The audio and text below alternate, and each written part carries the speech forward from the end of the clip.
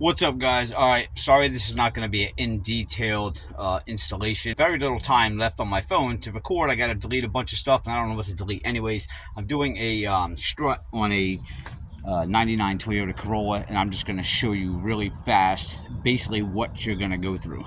Once you have the wheel off, we're going to come in here. There was a L bracket right here that held this brake line in place, and there was a clip that slid over this. This really just slides off of the bracket. You get a pair of pliers and you jiggle it around a little bit, and then you can pull it straight off. Now the bracket that was in here did not allow this brake line to slide out like some models do. I had to take these bolt cutters and I actually just cut the bracket, because when I put the new one on, I don't want to have to disconnect this brake line. I'm pressed for time and I don't want to have to bleed the brakes, so I cut this bracket off.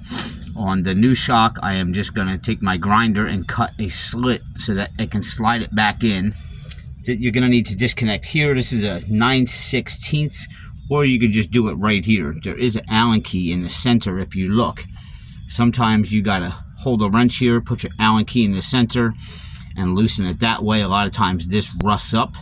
If you're lucky like I was, you could just put your impact on there and zip it right out, and I didn't even have to hold that Allen key in the center. This one up here was rusted up, so I had to free the one in the back, which came right off with the impact. I got a new one of these with my shock anyway, so I can leave this one attached up here. It doesn't matter, the new one's putting a whole new one on. Next, you're going to have 11/16 right here, and right here you're going to need to put one as a holdback on one side and one on the other as you loosen. Once you get those nuts off, you can pretty much with your impact back them out, or you're going to need to get a punch on this side and punch that bolt out. That's pretty much everything down here that you need to disconnect. On this particular model, I had to pop the trunk cord. There's a cable here, and it will drop that back seat down inside. Once I lowered that seat down, there was a little door right here, and you can see your top three bolts there. The nuts I already took off. These were 12 millimeters, 1, 2, and there's one in the far back corner.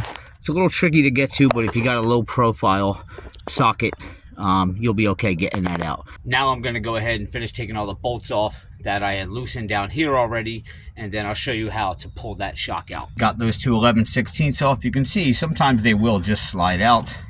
This one, it has some pressure on it. I'm going to have to get a punch and push that through. All right, I got my 14 millimeter nut off the back of this. It was a little bit tricky getting the linkage off the sway bar here. I just put a screwdriver against this metal and took a hammer back here and pushed this bar out so this would pop free. Now these do get a little bit rusted up here. We're going to take a hammer and we're going to, there we go. You can see it's separated. And I left one bolt up top that I didn't take off. We're just going to take that bolt off and we should be able to pull her down and out. All right, now with that upper bolt loose up there, this whole assembly, look at that, one hand comes right out. If you got it facing the right way, you're going to want to lift this up in there. You can see the holes up there. I'll get it set in there first. All right, you can see I got it set in here, and you can see our holes up there. So this is where it gets a little bit tricky. You're going to have to finagle this a little bit until that drops in up there. Now, one thing you can do is keep one arm out here and bring your other part of your body around here. So when that thread comes through, you're going to have to try to put a nut on there to keep this strut from dropping. Or once you get it recessed up in there, be prepared to have something underneath of this, maybe another jack to keep that pressure on it so the strut doesn't fall back down. But what I'm going to do is use this long screwdriver. You can see I can push up on it. And once I get those to pop through those holes up there, then I'm going to put my foot on this end and I'm going to go up through the door while my foot holds this. All right, you can see I got my foot on there holding the shock in the air, because I got the threads to come through up here. Now I'm going to put these on so it doesn't drop back down. Alright, so I didn't tighten those all the way up top because I still wanted this to have a little bit of wiggle I had to get these two 11/16 back in. To kind of line this up, your best bet is to get a punch through one of them, line up the other one, put the bolt in, and then your other one will slide right in. If it doesn't, be very careful banging on it. You don't want to cross thread these, but it is going to take a little finagling of lifting, pushing, lining up these holes to get these back in. Once I get all this lined back up and secured, then I'll go back up there and I will tighten those down. All right, I was able to put my new linkage back in. You basically just push your bottom in, put your nut on the top.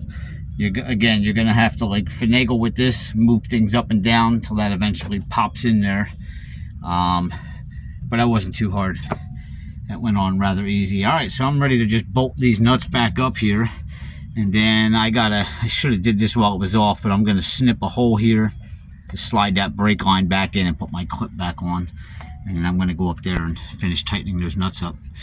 But that's how you do it, folks.